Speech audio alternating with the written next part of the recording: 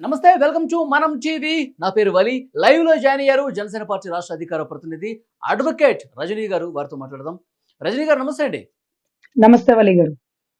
రజనీ గారు, హీరో రాజ్ తరుణ్ మీద కేసు నమోదైంది. మనకు తెలుసు, గత 4-5 రోజులుగా ఈ వ్యవహారం సోషల్ మీడియాలో అయితే చాలా వైరల్ అవుతున్న పరిస్థితి కనిపిస్తోంది. ముఖ్యంగా రాజ్ తరుణ్ తనను నమ్మించి మోసం చేశాడు అని చెప్పి నార్సింగ్ పోలీస్ స్టేషన్లో కేసు కూడా ఫైల్ అయింది. ఆయనకి వ్యతిరేకంగా కొన్ని సెక్షన్స్ కూడా నమోదైన పరిస్థితి మనం చూస్తున్నాం. 493, తర్వాత 420, 506. ఎలా చూస్తారు మేడం ఈ వ్యవహారం? లావణ్య అయితే చాలా సీరియస్ అలిగేషన్స్ చేస్తుంది. సో తనకి 2వ నెల ఉన్నప్పుడు అబార్షన్ కూడా చేయించాడని చెప్తుంది లావణ్య. ఎట్లా చూస్తారు మేడం? సార్ అవే చూస్తున్నాను సార్ అలిగేషన్స్. కేసు తీసుకున్న అడ్వకేట్ గారు కూడా దిలీప్ శంకర్ అన్న విషయాన్ని కూడా చూసాము. సో అక్కడ కట్టిన సెక్షన్స్ అన్నీ వేరుగా ఉన్నాయి సార్. అంటే 420 చీటింగ్ కట్టారు, 506 కట్టారు క్రిమినల్ ఇంటిపేషన్. అదే రకంగా 493 non bailable offence above 7 years, 10 years imprisonment కి సంబంధించింది. అంటే ఇక్కడ ఏం జరుగుతుందంటే ఏదైతే పెళ్లి చేసుకుంటానని చెప్పి నమ్మించి మోసం చేశారు అనేది 493 సెక్షన్ కి సంబంధించినటువంటి గ్రౌండ్స్. ఆవిడ చెప్పింది మేము చాలా సంవత్సరాలు లివింగ్ రిలేషన్ లో ఉన్నాము. ఇంకొకటి చెప్పింది నేను 70 లక్షలు అతనికి ఇచ్చి మోసపోయాను. అంటే ఏ డేట్ లో 70 లక్షలు ఇచ్చింది, ఏ డేట్ వరకు ఎదురు చూసింది, 70 లక్షలు ఇవ్వడానికి గల ఆవిడ కెపాసిటీ ఏంటి? అంటే వాళ్ళు కూడా కొద్ది గొప్ప ధనవంతులై ఉండాలి కదా సార్. అంటే మన దగ్గర 10 రూపాయలు ఉంటే 10 రూపాయలు దానం చేస్తాం, మన దగ్గర 10 రూపాయలు ఉంటే 100 రూపాయలు దానం చేయలేం కదా. అసలు చేతిలో ఉండవు కదా. ఖర్చు పెట్టడానికి లేనప్పుడు దానం చేయడానికి ఎక్కడి నుంచి వస్తాయి సార్? సో నా నా గ్రౌండ్స్ ఏంటంటే నేనేం అడుగుతున్నానంటే చాలా ఆధారాలు కూడా చూపిస్తున్నారు దిలీప్ శంకర్ గారు. లివింగ్ రిలేషన్ లో ఉన్నారని తను ఒప్పుకున్నాడు. పెళ్లి చేసుకుంటానని చెప్పాడు. అంటే అదేదో పెళ్లి చేసుకున్నాక ఆ ముచ్చట ఈ ముచ్చట చేసుకొని ఉండాల్సింది పాపం లావణ్య గారు. చేసుకుంటాడనే ఒక నమ్మకంతో ఎదురు చూసారు. రాజ్ తరుణ్ చివరికి తను చెప్పింది మోసం చేశారు. 2017 సంవత్సరం వరకు మేము రిలేషన్షిప్ లో ఉన్న మాట వాస్తవం. ఆ తర్వాత మేము లేవు అని చెప్పేసి ఆయన చెప్తా ఉన్నాడు. 2017 అంటే చాలా సంవత్సరాల బ్యాక్ సార్. అప్పుడు రిలేషన్ లో ఉన్నప్పుడు అప్పుడే ఘటన చేయాలి, అప్పుడే గొడవ చేయాలి. దొంగలు పడ్డ 6 నెలలకి కుక్కలు మురుగుతున్నట్టుగా ఏదో అంటే ఇప్పుడు వేరే హీరోయిన్ మన తో అమ్మాయిని ఉన్నాడు, తప్పు. నన్ను పూర్తిగా నిర్లక్ష్యం చేశాడని చెప్పి లావణ్య చెప్తుంది కదా. అది చట్టం. అది మనం ఏం చేస్తాం సార్. మన దరిద్రం, దేశానికి పట్టిన దరిద్రం ఏంటంటే నువ్వు ఎవరితోనైనా తిరగచ్చు అంటూ పక్క దేశాల నుంచి భారతదేశానికి అన్ని దిగుమతి చేసుకుంటున్నారు అని చూసాం. కానీ పనికి మాలిన చెత్త సంస్కృతి కూడా మనం దిగుమతి చేసుకున్నాం అన్న విషయం ఇప్పుడే తెలుస్తుంది. లివింగ్ రిలేషన్ తప్పు కాదని సుప్రీం కోర్టే ఇచ్చింది. అప్పుడు ఆవిడతో కలిసి ఉన్నాడు. వాళ్ళిద్దరి మధ్య ఏదో విభేదాలు వచ్చినాయి, విడిపోయారు. ఇప్పుడు ఈవిడతో కలిసి ఉంటున్నాడు. అది ఆవిడకి అడిగే అధికారం ఎలా ఉంటుంది? ఆవిడేమన్నా తాళి కట్టిన భార్య? లేకపోతే ఇప్పుడు ఆవిడ కంటే కొద్దో గొప్ప అధికారాలు ఉండొచ్చు. ఆవిడ అధికారాలు కూడా మడిచి కప్‌బోర్డ్‌లో పెట్టేసిన పరిస్థితి ఈ వ్యవస్థ. సో మేడం, ఇటువంటి పరిస్థితుల్లో సహజీవనానికి ఆవిడకి సంబంధించి అసలు ఆధారాలు మన దగ్గర ఎలాంటి చట్టాలు లేవా మేడం? ఇప్పుడు ఒకరితో సహజీవనం చేసి ఒకరు కాదని చెప్పి ఇంకొకరితో వెళ్ళినప్పుడు చట్టాలు ఏమన్నా ఉన్నాయా? నిబంధనలు ఏమైనా ఉన్నాయా? అట్లా అది కరెక్ట్ కాదు, వీళ్ళతో పూర్తిగా ఏమి ఉండవు సార్. చట్ట నిబంధన ఏమీ లేదు. అదేదో మేము సినిమాలో చూసాం.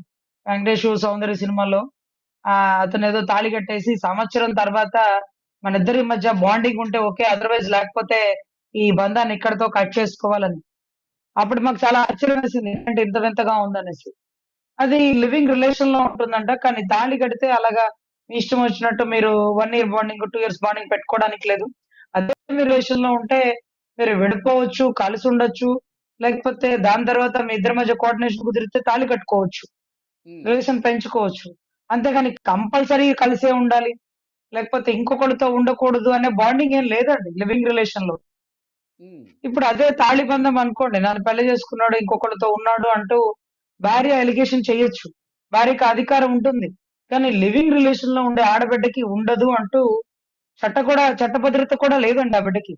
కానీ ఆవిడ 2017లో విడిపోవడం ఏంటో, దాని తర్వాత వచ్చి క్వెషన్ చేయడం ఏంటో, వాళ్ళ అడ్వకేట్ గారు పెట్టినటువంటి సెక్షన్ ఏదైతే ఉందో అది దాంట్లో 376 రేప్ కేస్ కూడా పెట్టుండాల్సింది. లేకపోతే 317 కడుపులో బిడ్డని చంపే ప్రయత్నం చేశాడు, చంపాడు అని చెప్పి ఉండాల్సిందేమో. సో వాళ్ళిద్దరి మధ్య బాండింగ్ లేదు అని అతను చెప్పలేదు.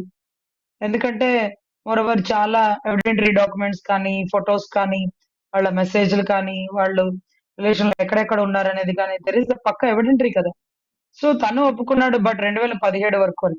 2017 తర్వాత మోరోవర్ 18, 19లో కూడా ఇదిగో మేమిద్దరం పలానా హోటల్‌లో కలిసున్నాము. లేకపోతే ఇదిగో పలానా ఏరియాలో, ఎందుకంటే ఈరోజు టెక్నాలజీ మారిపోయిందండి. ఆపిల్ ఫోన్‌లో ఏ ఇయర్‌లో, ఏ డేట్‌లో, ఏ టైమ్‌లో ఫోటో దిగింది కూడా టైమ్ ఎవిడెంటరీగా ఇచ్చేస్తుంది. దాన్ని కోర్ట్‌లో ఎవిడెంటరీ డాక్యుమెంట్ కింద కన్సిడర్ చేస్తాం. అదర్‌వైజ్ గూగుల్ టేక్‌ఔట్ లొకేషన్ కూడా ఉంది. మేమిద్దరం ఆ టైమ్‌లో అక్కడే ఉన్నాము. అదే ఎవిడెన్స్. ఇన్ని మేడం, ఇప్పుడు ఎవిడెన్స్ లివింగ్ పట్టుకొచ్చినా రిలేషన్ కి సంబంధించి ఎలాంటి సరైన చట్టాలు లేకపోవటమే ఇప్పుడు రాష్ట్రం పాలిట శాపంగా మారింది అని భావించాలా? లివింగ్ రిలేషన్‌లో చట్టాలు లేకపోతే దానివల్ల లాస్ అయ్యేది లావణ్య గారు. ఎందుకంటే లివింగ్ రిలేషన్ లలో చట్టభద్రత లేదు అని తెలిసి కూడా అదే రిలేషన్‌ని కంటిన్యూ చేశారు. అదే ఒక ఉమ్, 1 ఇయర్ కలిసుండి, తర్వాత పెళ్లి చేసుకొని ఆ బాండింగ్‌ని కంప్లీట్ చేసుంటే బావుండేది. ఆ అమ్మాయికి కూడా సెక్యూరిటీ ఉండేది.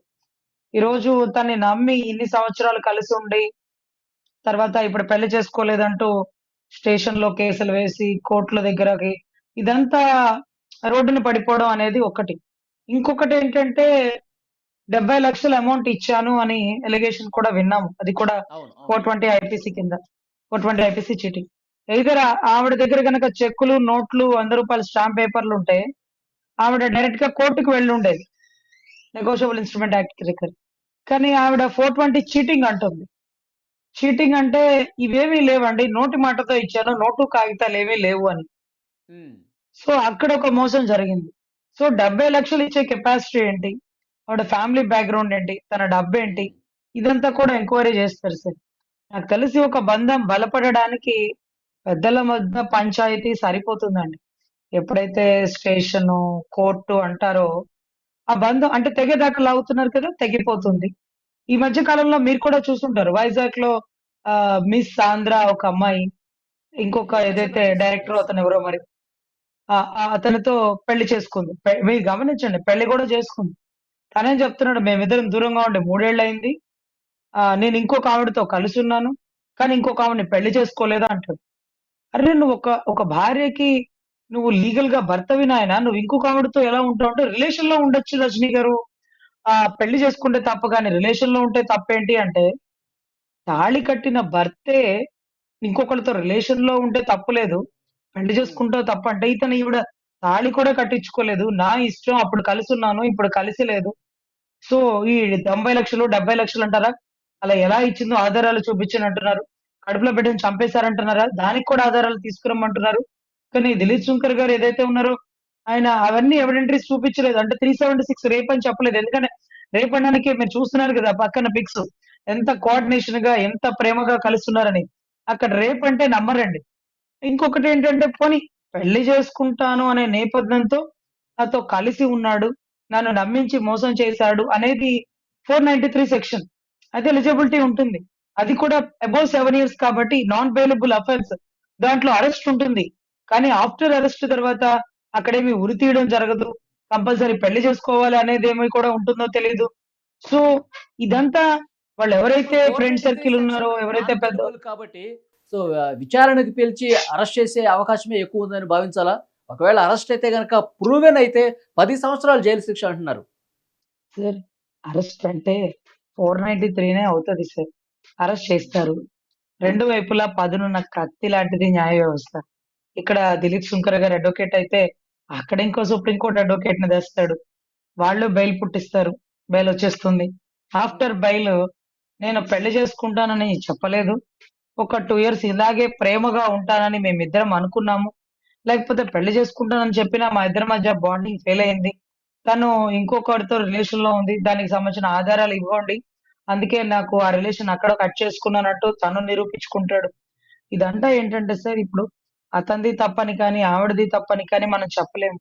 మోరోవర్ తప్పైతే జరిగింది. అది 2 చేతులు జోడిస్తేనే శబ్దం వచ్చింది కాబట్టి, ఇది పంచాయతీ చేసుకొని విడిపోవడమా, కలిసి ఉండడమా అనేది పెట్టుకోవాలి. ఇప్పుడు కోర్టుకెళ్ళినంత మాత్రాన రాస్తారు, నువ్వు ఈ అమ్మాయిని పెళ్లి చేసుకోవాల్సిందేనని మేడం ఈ కోర్టు పర్టికులర్ చెప్తుందా ఈ అండి? కేసులో ఈ పెద్దల జోక్యం ఎక్కడా కనిపించట్లేదు. లావణ్యే స్టేషన్‌ల చుట్టూ తిరుగుతోంది. లాయర్‌ల చుట్టూ తిరుగుతుంది. ఇక్కడ కూడా రాజ్ తరుణ్ అండ్ కో మాట్లాడుతున్నారు. ఎందుకని పెద్దల జోక్యం కనిపించట్లేదు? పెద్దలు అంత సీరియస్‌గా ఈ కేస్‌ని ఎందుకు తీసుకున్న పరిస్థితి లేదు? భవిష్యత్తుకి సంబంధించింది కదా! అదే అర్థం కావట్లేదు అసలు. పెళ్లి అంటే అవునండి. చేశాము. వాడి కర్మ అలా ఉంది. వాడికి ఆ అమ్మాయికి పడలేదు. ఇంకొక అమ్మాయితో వెళ్తున్నాడు. మమ్మల్ని ఏం చేయమంటారని ఇంకేమన్నా మాట్లాడొచ్చేమో. ఇది లివింగ్ రిలేషన్. వాళ్ళిద్దరు ఎవరికీ చెప్పకుండా కంటిన్యూ చేసారా? ఈ పిక్స్ ఇప్పుడు బయటకొచ్చినియి. అప్పుడు కూడా వచ్చినియా? హ్మ్. అప్పుడు కూడా ప్రొలాంగ్‌లో ఉన్నారా? అతను ఏదో ఒక 'ఉయ్యాల' సినిమాలో నేను చూసి గుర్తండి. తర్వాత 2, 3 సినిమాలొచ్చినాయేమో నేను అంత గమనించలేదు. ఎనీవే ఒక మంచి యాక్టరు తన పరువు పోతుంది. పోకుండా తను కూర్చొని మాట్లాడుకోవాలి కదా! ఆడపిల్లని అంత తేలిగ్గా మోసం చేసేస్తే ఎట్లా సార్ అది? ఒక సినిమా యాక్టరు తన భవిష్యత్తుకు కూడా తను ఎంతో కొంత డబ్బు సర్దిందుంటది. అలా హ్మ్. చేయడం అనేది కరెక్ట్ కాదు. కూర్చొని మాట్లాడుకొని అలా బాండింగ్‌ని పెంచుకోవాలి. లేకపోతే అతను ఎందుకు వద్దంటున్నాడు అనే దానికి అతని దగ్గర కూడా బలమైన కారణాలు, ఆధారాలు అన్నీ ఉంటాయి. సో, హ్మ్. ఎదిగేటప్పుడు ఎంతో మంది సహకరిచ్చారు. కానీ ఎదిగిన తర్వాత కింద వాళ్ళు కనపడకుండా పోయారా?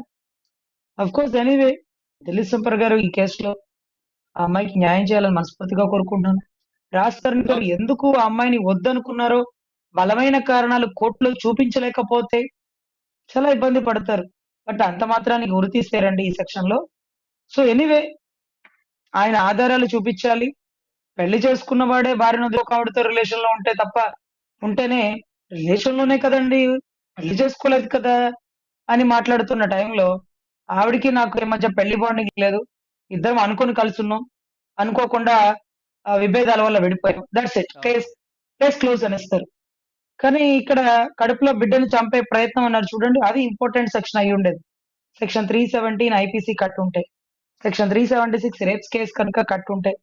బట్ ఎనీవే ఈ రెండిటికి లింక్ అప్ అయ్యే సెక్షన్ 493. హ్మ్. రేప్ జరిగింది. కానీ ఇష్టం లేకుండా కాదు, ఇష్టపడే. ఎందుకు హ్మ్. ఇష్టపడాల్సొచ్చింది? పెళ్లి చేసుకుంటానని చెప్పాడు కాబట్టి. So, along with 2 sections club అయితే వచ్చే సెక్షనే 493 లాగుంది కాబట్టి, ఇది కూడా అవును. అబోవ్ 7 ఇయర్స్, 10 ఇయర్స్ అరెస్ట్ అవుతాడు. బెయిల్ మీద బయటకొస్తాడు. తర్వాత ఇక ఆధారాలు ఆ అమ్మాయి చూపించాలి, ఇతను చూపించాలి.